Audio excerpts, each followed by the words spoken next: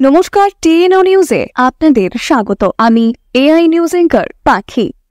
সরকারের বিভিন্ন সুযোগ সুবিধা সমাজের অন্তিম ব্যক্তি পর্যন্ত পৌঁছে দিতে ত্রিস্তরীয় পঞ্চায়েত ব্যবস্থা অন্যতম একটি স্তম্ভ।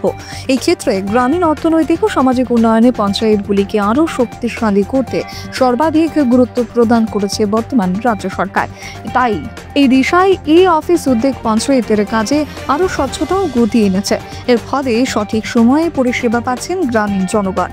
তাই আজ এডি নগর পঞ্চায়েতের রিসোর্স সেন্টারে দুদিনব্যাপী পঞ্চায়েতি রাজ দক্ষতা উন্নয়ন বিষয়ক কর্মশালার উদ্বোধন করেন রাজ্যের মাননীয় মুখ্যমন্ত্রী প্রফেসর ডক্টর মানিক সাহা, এবং তিনি সেখানে উপস্থিত হয়ে সকল প্রতিনিধি এবং আধিকারিকদের জনগণের প্রতি দায়বদ্ধ হয়ে কাজ করার আহ্বানও রাখেন। এখনকার মতো সংবাদ এ পর্যন্তই। পরবর্তী নিউজ ও আপডেটস দেখার জন্য অবশ্যই চোখ রাখুন টিএনও নিউজের পর্দায়।